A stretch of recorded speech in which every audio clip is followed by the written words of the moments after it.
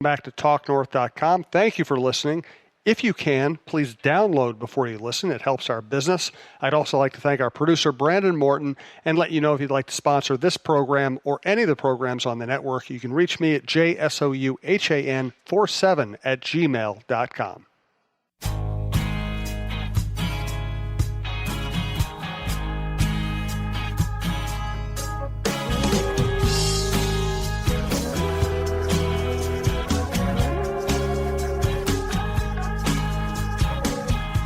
Today, let's walk down memory lane, or given how long we've been covering training camps, maybe we'll limp down memory lane. Tim Yotter is the publisher of Viking Update. He's the star of this show. I'm Jim Souhan from the Star Tribune. I've been covering the Vikings since 1990. Tim started covering them in the mid-90s. We saw a lot in Mankato, and what we haven't completely blocked out or gotten rid of in therapy, we're going to share with you today.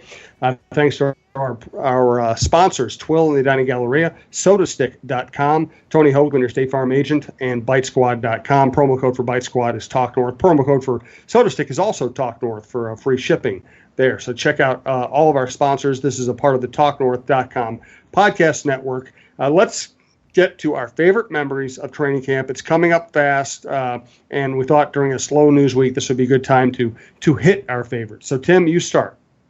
Well, the one that I think is one of my favorites, just because of the humor involved, the coach involved, and that fan or a fan got involved in it, is Mike Tice. People know him as sort of the goofy, fun-loving, silly head coach.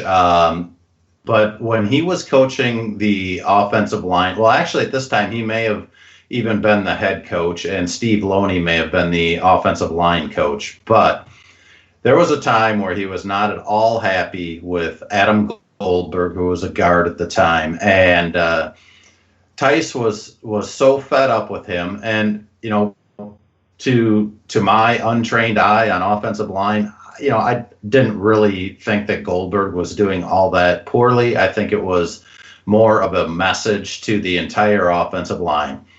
But Tice ends up, after a couple of sessions of getting after Goldberg for mistakes that he had made, calls in a fan who was there on the sidelines, probably as sort of a marketing guest of the Vikings, and puts him on the offensive line. No pads, just his shorts and his whatever Vikings jersey he was wearing at the time, and puts him in. And it was one of those moments that, to me, really encapsulated Tice's tenure as a guy who wasn't going to accept a lot of mistakes, held high standards for his offensive line because that seemed to be the love of his coaching, but also not always the best tact that a head coach could have, especially in a setting in front of hundreds or perhaps thousands of fans in the stands, to pull one of your offensive linemen off the field and replace him with a fan. Just sort of a slap in the face to Adam Goldberg, who I thought handled it fairly well afterwards. I remember him saying, yeah, I was not having the best practice. But, you know, to me, it sort of showed both sides of Tice as a guy who was on the attention to details for the offensive lineman, but didn't always care how things were perceived. I don't think that would play well today because it would become an internet sensation immediately. It would really embarrass the player on a national scale, not just on a little local scale. I don't think, you know, it kind of worked because it was Tice and it was training camp and there weren't really that many people there, but I don't think you could do that today. No, I don't think so either. You know, there have been other instances where Tice has been caught on video and that has gone viral, if you will, nationally.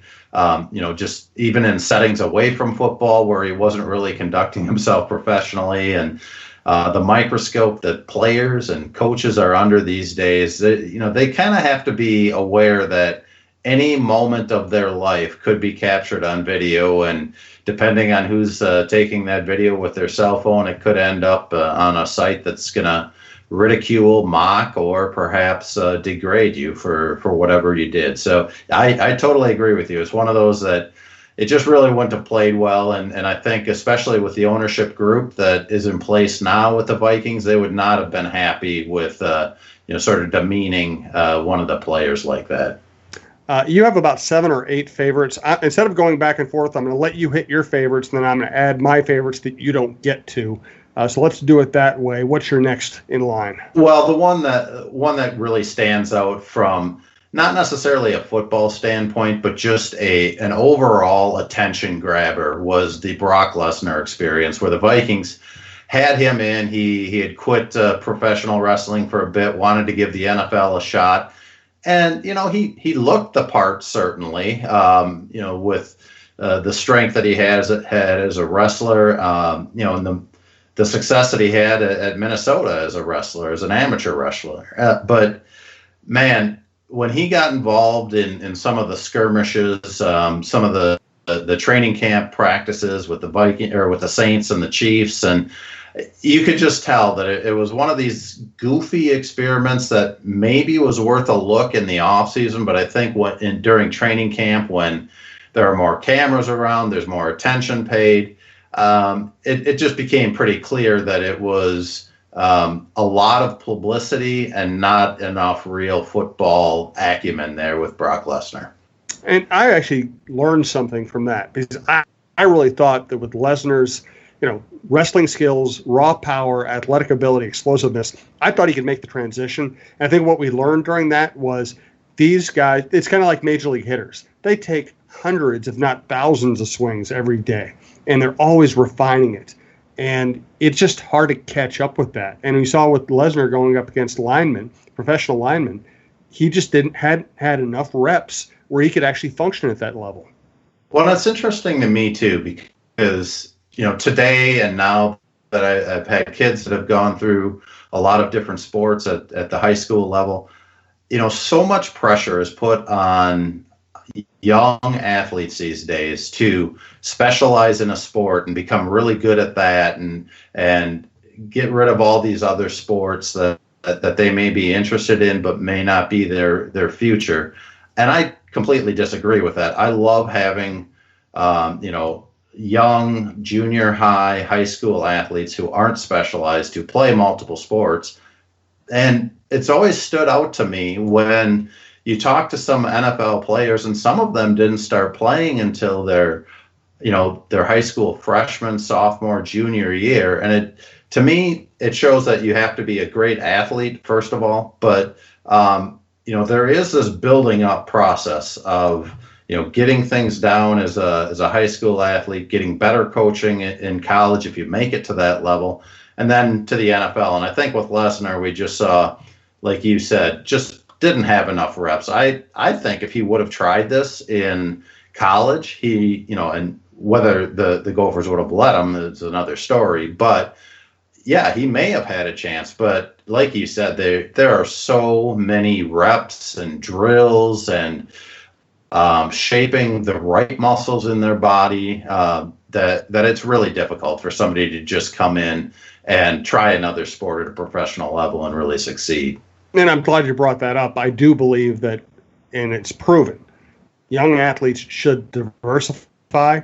It's better for their mental health, their mental freshness, their physical health, their physical freshness, developing different skills. And then but when they do decide to, eventually, if you're a great athlete, you will specialize eventually. But you need the background of having played different sports and developed different muscles and different skills and different mentalities. And then when you at a more mature age, then when you specialize, then you are ready to specialize. Well, it's also interesting because right now, with Mike Zimmer as a head coach, he will often, I think, have a soft spot for people that have been wrestlers in their career. And we see that, with some of the offensive linemen that the Vikings have right now. They've had wrestling in their background.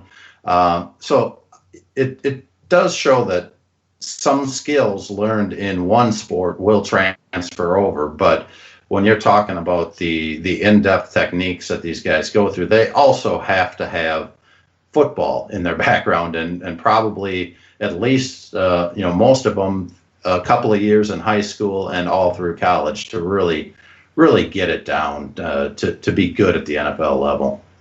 Absolutely. More good memories and a few bad memories. We do want to thank Twill in the Edina Galleria, twillmn.com, TWILL on Instagram, sportswear, outerwear, tailored clothing, accessories, shoes, cool golf stuff, including golf bags, golf shoes, everything you could want. I just covered the 3M Open and wore Twill pretty much every day. twillmn.com. Jim usually doesn't like to shop for clothes. I don't like it when he shops for clothes either, because he used to buy stuff I'd want to throw out. That's why I'm so glad he's found Twill in the Edina Galleria. He likes shopping there because of the comfortable environment and the friendly staff. He finds clothes that actually fit him properly and are high-quality brands that will look great for years, whether he's golfing or working. Our favorites so far are Peter Millar, Johnny O, and Barber. We spend our money at Twill because we love the clothes and we love the no-pressure shopping. Drop by Twill in the Edina Galleria for the best shopping experience and best clothes you'll find in the Twin Cities. All right, next up on your list of favorite memories. Well, and this one I think even precedes you covering the Vikings. Nothing precedes me covering the Vikings other than Super Bowl losses. Yeah, there you go. This one has been relayed to me several different times in a few different ways from the memories of the alumni. But every time I hear it, I love hearing a different former player's spin on it. But there was a time when the Vikings were still in Mankato, when they were still staying in Gage Hall, that they wanted to set something up, and I think it was to try to kind of poke at Bud Grant a bit.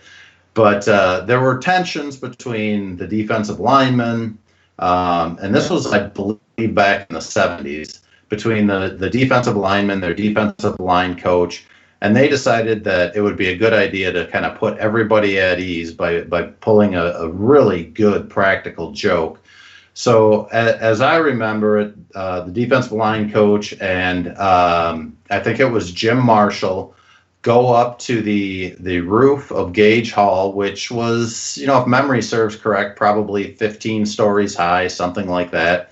And they act out this fight kind of up toward the edge of the roof where people can see them from below.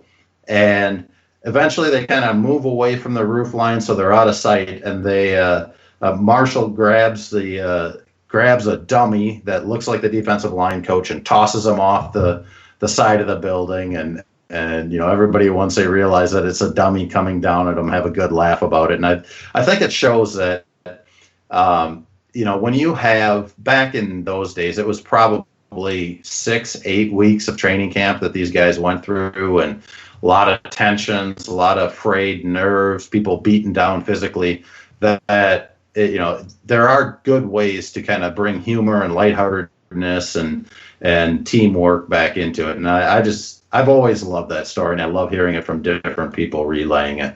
Well, I was there. It was Keith Millard. And is that right? And the body he threw off the Gage Hall tower roof was supposed to be Monty Kiffin. So he and Kiffin got into this fake argument, and then the body goes flying, and people for at least a couple seconds were like, oh my God, Keith Millard just murdered somebody. And of course, if you're going to pick somebody on the Vikings back then to murder somebody, you'd probably pick Keith Millard. Well, that is true. It actually brings me up to another training camp memory that's, not quite as serious as that. Well, maybe it was more serious because it was real, but Keith Millard, it relates to him when he got in the trouble with the police in Mankato. I think he ran into a planter near the Hardys, and as it was relayed in the media at the time, and this was before I was covering, it was Millard commenting that his guns were bigger than anything that the cop had, which, as you said with Keith Millard, quite the character and quite the high-intensity guy. I never ended up covering him, but I'm curious, since you did, what was he like as a player?